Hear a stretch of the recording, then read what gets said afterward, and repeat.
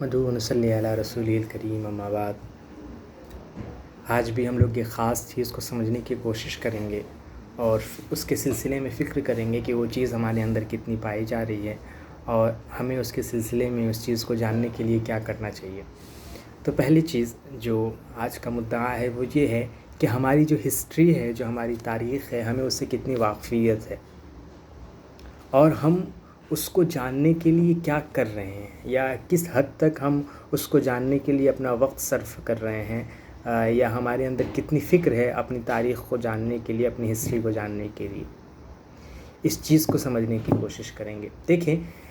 ایک چیز ہمیشہ یاد رکھیں کہ کسی بھی قوم کے ابھرنے کے لیے سب سے بہترین جو طریقہ ہے وہ یہ ہے کہ اس کے ماضی کے، گزشتہ زمانے کے جو اس کے واقعات ہیں، جو اس کی تاریخ ہے، جو اس کی ہسٹری ہے، اس کو بیان کیا جائے، اس کو لوگوں کے سامنے لایا جائے۔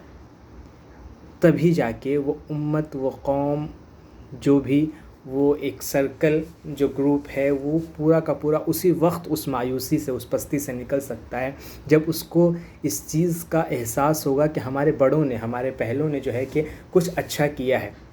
کچھ بڑے کام کیے ہیں۔ تو اس وقت ہماری زندگیوں کو اس بات کا احساس ہوگا اور اس کے بعد ہم اس چیز سے نکلنے کی کوشش کریں گے۔ تاریخ ہمیشہ کے لیے، تاریخ ہر زمانے کے لیے جو ہے کہ انسان کے لیے ایک مشعل راہ ہے،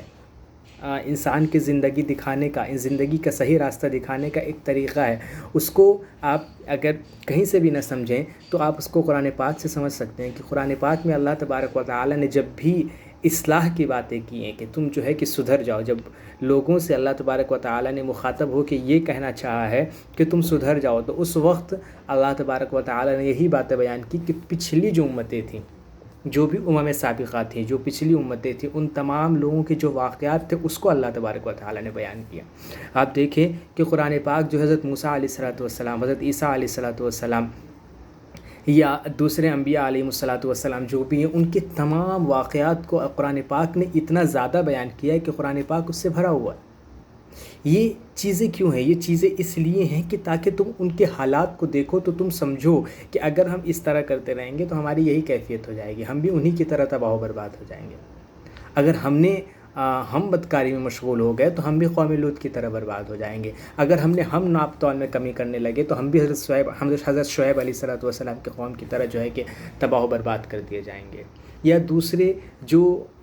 ہم بھی اگر اپنے انبیاء کی نافرمانی کریں گے، اپنے نبی کی نافرمانی کریں گے تو ہم بھی حضرت موسیٰ علیہ السلام کے قوم کی طرح جو ہے کہ تباہ و برباد کر دیے جائیں گے، ذلت و خار کی پستی میں جا ڈوبیں گے۔ تو یہ سب چیزیں ان سب چیزوں کو سمجھانے کے لیے کہ تم اللہ تبارک و تعالیٰ کے قریب ہو، اللہ تبارک و تعالیٰ کے فرما بردار ہو۔ لیکن زندگی کا جو اصل مقصد ہے، جو مین مقصد ہے، اس مقصد کو بھی بیان کرنے کے لیے کس چیز کی ضرورت پڑ رہی ہے؟ تاریخ کی ضرورت پڑ رہی ہے۔ پچھلے زمانے میں کیا چیزیں ہو چکی ہیں، ان چیزوں کو بیان کرنے کی ضرورت پڑ رہی ہے۔ تو دیکھیں، تاریخ اس اعتبار سے بھی بہت اہمیت کی حامل ہو جاتی ہے، ہماری جو ہسٹری ہے اس اعتبار سے بھی بہت زیادہ اہمیت کی حامل ہو جاتی ہے۔ آج کے زمانے میں آپ دیکھیں گے تو ایک چیز آپ کو سمجھ آئے گی کہ ہم لوگ بہت زیادہ پستی کے شکار ہیں، بہت مایوسی کے شکار ہیں کہ یار مسلمانوں نے لگتا ہے دنیا میں کچھ کیا ہی نہیں۔ ایک عام فہم مسلمان جس کا کسی چیز سے کوئی تعلق نہیں ہے، جو بالکل نیا بیچارہ جو بچہ ہے وہ اسکول جاتا ہے تو اس وقت جو اس کے اندر احساسات ڈالے جاتے ہیں اسکول کے ٹیچرز کی طرف سے یا کالجز کے ٹیچرز کی طرف سے، جو اس کے اندر احساسات ڈالے جاتے ہیں، جن بڑے بڑے لیڈرز کے بیان ان کے سامنے کیے جاتے ہیں، وہ عام طور پہ غیر مسلم ہوتے ہیں۔ تو وہ جو ایک عام فہم آدمی تھا، جس کو جو نیا بالکل، جس کے دل پہ کسی چیز کا کوئی، کہ یہ بالکل سادہ لو آدمی تھا، وہ بندہ جب ان چیزوں کو سنتا ہے نا تو کہیں نہ کہیں اس کے دل میں یہ خیال پیدا ہو جاتا ہے کہ کیا مسلمانوں نے بھی کسی دنیا میں کوئی کام کیا ہے؟ کیا مسلمانوں نے بھی دنیا میں کچھ ایجادات کیے ہیں، یا صرف اور صرف غیر مسلم لوگوں نے کیے ہیں، یا صرف انگریزوں نے ہی جو ہے کہ ایجادات کیے ہیں؟ یہ باتیں اس وقت تک نہیں پتہ چل سکتی ہیں جب تک کہ ہم ہسٹری سے واقفیت نہ حاصل کریں، ہم تاریخ سے واقفیت حاصل نہ کریں۔ تاریخ ہمارے لیے ایک ایسا ہتھیار ہے کہ اس کے ذریعے سے ہم دیکھیں، اگر کسی امت کو ابھارنا ہوتا ہے نا، کسی قوم کو ابھارنا ہوتا ہے، تب بھی جو ہے کہ اس کو وہ چیزیں بتائی جاتی ہیں جو اس کے پچھلے زمانے میں اس کی قوم کے لوگ جو ہیں کہ کر چکے ہوتے ہیں۔ یہ اور اسی چیز پہ فخر بھی کیا جاتا ہے۔ آج بڑا افسوس، بہت زیادہ افسوس کی بات ہے کہ مسلمانوں کے اندر جو سب سے زیادہ شاندار تاریخ رکھتے ہیں، جو سب سے زیادہ شاندار ہسٹری رکھتے ہیں، ان کو اپنے تاریخ سے کوئی وابستگی نہیں ہے، کوئی تعلق نہیں ہے، اور دوسری قوم جن کے پاس کچھ نہیں ہے، وہ لوگ اپنے فرضی جو ہے کہ چیزیں تاریخیں بنا کے یہ بتاتے ہیں کہ بھائی انہوں نے یہ کیا ہے، ہمارے بڑوں نے یہ کیا، تاکہ کیوں؟ اس لیے کہ ان کے اندر جو ہے کہ کیا آ جائے، ان کے اندر ایک ہمت آ جائے کہ یار ہمارے بڑوں نے کیا ہے تو ہم بھی کریں گے، ہم بھی کر سکتے ہیں۔ یہ چیزیں پیدا کی جا رہی کس چیز کے ذریعے سے؟ ایسی فرضی تاریخوں کے ذریعے سے جو ان کے اندر ہے ہی نہیں، اس کو بیان کر کے صرف یہ مقصد ہے کہ کسی طرح سے ان لوگوں میں ہمت آ جائے۔ تو مسلمان جن کی واقعتاً 1400 سالہ ایک اتنی خوبصورت اور شاندار تاریخ ہے، وہ پتہ نہیں کیوں نہیں اس چیز کو سمجھتے ہیں اور اس کی طرف سے اتنا ڈھیل برتتے ہیں۔ بہت ہی زیادہ افسوس کی بات ہے۔ آج کے زمانے میں چونکہ سائنس کا بہت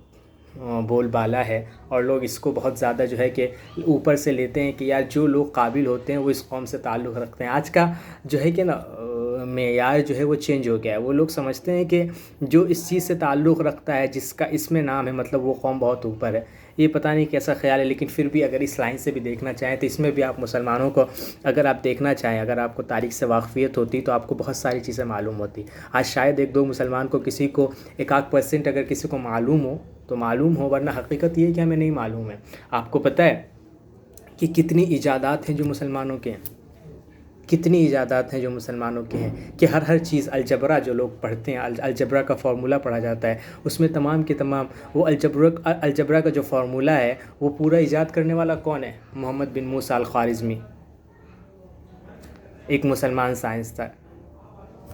ایک پین کلر۔ جو میں آپ کو پورا ایک واقعہ ہی سناتا ہوں اس کے سلسلے میں، کہ ایک لبرل شخص تھا، آزاد خیال آدمی، خاص طور سے جو ہے کہ جو کسی بھی قوم کا آدمی ہو، وہ عام طور پہ جو ہے کہ بہرحال برا جو مانتا ہے وہ مسلمانوں کو ہی مانتا ہے، کیونکہ ان کو یہ خیال آتا ہے کہ جو ہے کہ ان میں بندشیں زیادہ ہیں، ان میں پابندیاں زیادہ ہیں، یہ زیادہ چیزوں کو جو ہے کہ پابندیاں لگا کے اسلام کے مطابق زیادہ اس کو اپنی زندگی کو گزارتے ہیں اور کچھ احکامات کے تحت بندھے ہوئے ہیں۔ تو اس لیے ہر شخص کا جو لب و لباب ہوتا ہے وہ یہی آ کے رک جاتا ہے کہ وہ مسلمان کو الٹا سیدھا بولنا ہے۔ تو ایک لبرل شخص تھا، وہ جو ہے کہ اس کو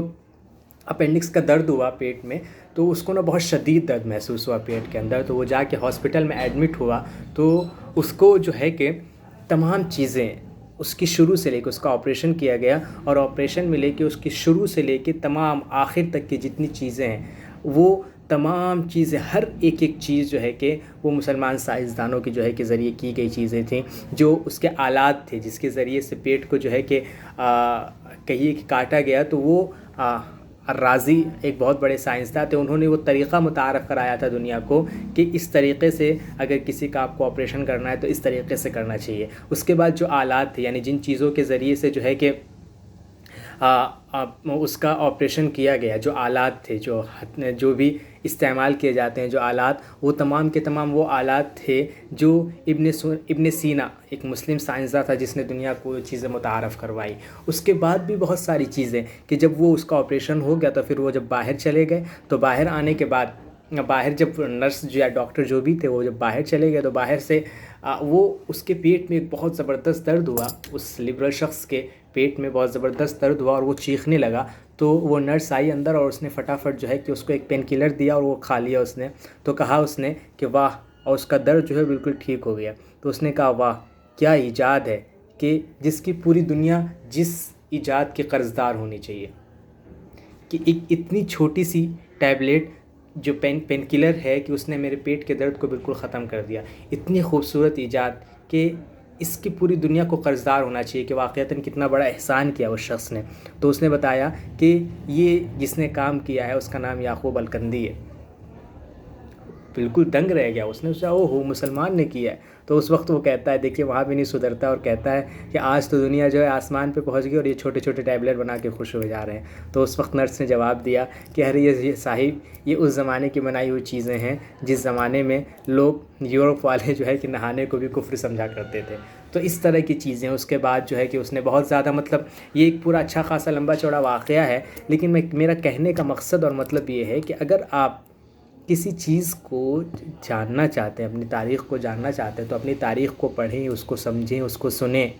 تبھی تو آپ کو پتہ چلے گا کہ آپ کیا ہیں اور آپ کیا ہو گئے. آج تو ہم پتہ نہیں کیسی کیسی چیزوں میں لگے ہوئے ہیں. اس لیے بہرحال اپنی تاریخ سے واقفیت بہت ضروری ہے اگر ہمیں ابھرنا ہے تو.